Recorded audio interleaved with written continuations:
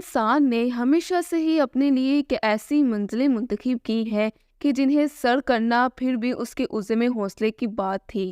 Columbus اپنے کچھ ساتھیوں کے ساتھ ایک دن اندیکھی دنیا کی جانب نکل کھڑا ہوا اور سمندر کی تیز طوفانی لہروں سے لڑتے ہوئے ایک نئی دنیا دریافت کر لی۔ دیکھا جائے تو اس نئی دنیا کی دریافت میں سائنس کا کوئی کردار نہیں، کیونکہ کولمبس کے جہاز میں کوئی انجن ہی نہیں تھا اور وہ ہوا اور پتواروں کے سہارے چلتا تھا۔ ہائی لینڈ کا ایک باسی ہیلاڑی اور نیپال کا ایک شہری ٹینزنگ وہ پہلے انسان تھے جنہوں نے سطح سمندر سے 29,200 فیٹ بلند کوہ ہمالیہ کی چوٹی ایورسٹ کو سر کیا۔ نئی دنیا اور منازل کی کھوج لگاتے لگاتے انسان ایک دن آسمان کی بلندیوں پر واقع اس کی چمکتی دمکتی دنیا میں جا پہنچا جسے چاند کہتے ہیں۔ وہ 21 جولائی 1969 کا تاریخی دن تھا جب نیل آرمسٹرنگ اور ایڈون آلڈرن چاند کی سرزمین پر اترے۔ چاند تک انسان کی رسائی کس طرح اور کن مراحل کو عبور کرتے ہوئے طے ہوئی، یہ انسان کی بے پناہ ترقی اور عزم جستجو اور حوصلے کی ایک عظیم داستان ہے۔ ہمارا چاند آسمان یا خلا میں 2,38,000 میل یا تقریباً 3.5 لاکھ کلومیٹر کی بلندی پر گردش کر رہا ہے۔ آسمان کا یہ خوبصورت اور محصور کن وجود ہمیشہ سے ہی انسان کی توجہ کا مرکز رہا ہے۔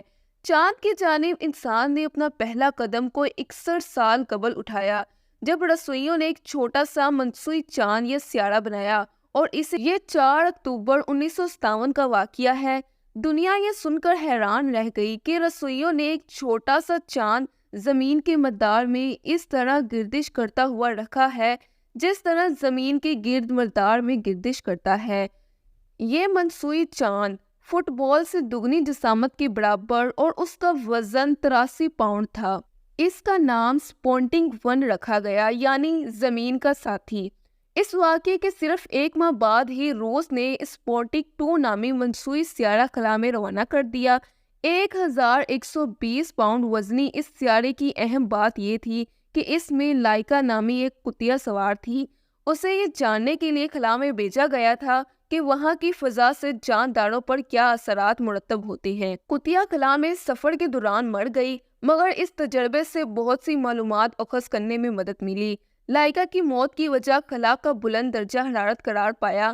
ان دونوں خلائی دوروں میں روس سب سے آگے تھا۔ اب انسان نے چاند کی جانب اپنے خالی خلائی جہاز روانہ کرنا شروع کر دیے اور کامیابیاں سمیٹتا رہا۔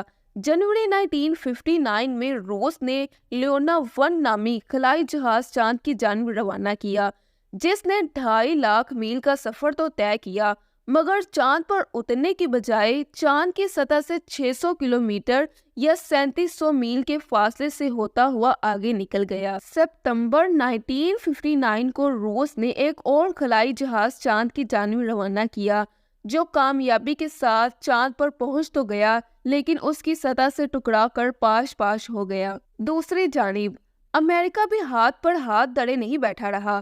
اس نے خلا میں سب سے پہلا ایک ہندرو بن مانس بھیجا اور پھر انسان کی باری آئی۔ امریکہ نے چاند پر انسان کو اتارنے کی خاطر اپولا پروگرام کا آغاز کیا۔ اپولا ہفتم وہ جہاز تھا جسے 25 دسمبر 1968 کو چاند کی جانب روانہ کیا گیا۔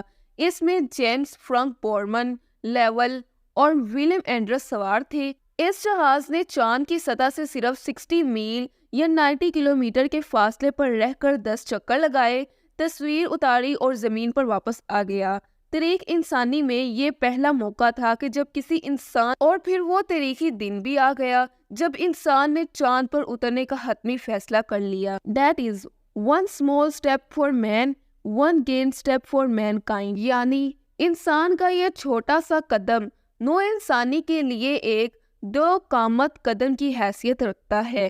زمین پر موجود 50 کروڑ انسانوں نے اپنی ٹی وی اسکرینز پر آرم اسٹرنگ کو چاند کی سرزمین پر چہل قدمی کرتے دیکھا۔ ان کا دوسرا ساتھی ابھی چاند گاڑی میں ہی بیٹھا ہوا تھا۔ یہاں چاند کی چمک ختم ہو چکی تھی۔ بڑبڑی مٹی، اونچے نیچے ٹیلوے اور قدرے کم بلند پہاڑوں اور چھوٹے بڑے غاروں پر مشتمل ایک آسمانی وجود اور جزیرہ ان کے سامنے تھا۔ آلڈرن نے 19 منٹ بعد چاند پر قدم رکھا تھا۔ اس وقت چاند پر سورج پوری آب و تاب سے چمک رہا تھا۔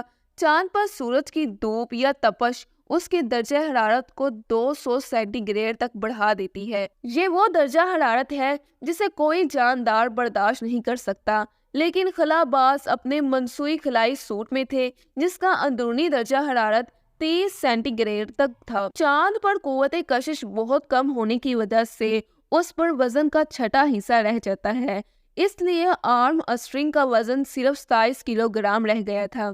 ان مسافروں کا مقصد اپنے ساتھ چاند سے کچھ سامان بھی زمین پر لے کر آنا تھا، لہٰذا انہوں نے اپنے کدال کی مدد سے 22 کلو گرام مٹی اور پتھر جمع کیے۔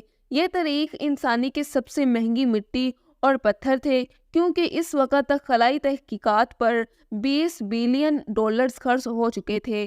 خلا بازوں نے مجموعی طور پر وہاں 21 گھنٹے اور 36 منٹ گزارے، لیکن اس میں سے اچھا خاصا وقت وہ اپنی چاند گاڑی میں ہی رہے۔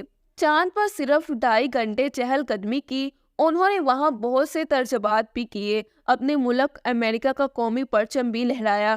چونکہ چاند پر ہوا کا وجود نہیں، اس لیے پرچم کو ایک 4 فیٹ لمبی ایلومینیم کی چھڑی میں ڈال کر لہرایا گیا۔ وہ تقریباً 200 ممالک کے چھوٹے چھوٹے پرچم بھی اپنے ساتھ لے کے گئے تھے جنہیں چاند پر بکھرا دیا گیا۔ علاوہ از ایک زلزلہ پیما بھی نصب کیا گیا جسے اس قدر حساس تھا کہ خلا بازوں کے پیروں کی دھمک کو بھی ریکارڈ کر لیا۔ انہوں نے دھات کی بنی ایک تختی بھی چاند پر نصب کی جس پر دنیا کا نقشہ بنا ہوا تھا، تاکہ اگر کبھی چاند پر کوئی اور مخلوق اترے تو وہ دنیا کے بارے میں جان سکے۔ اس دھاتی تختی پر یہ الفاظ لکھے ہوئے تھے: اس مقام پر سیارہ زمین سے انسان آئے، انہوں نے جولائی 1969 میں پہلی بار یہاں قدم رکھا۔ ہم تمام نوع انسانی کے اس وقت کے امریکہ صدر نیکسن اور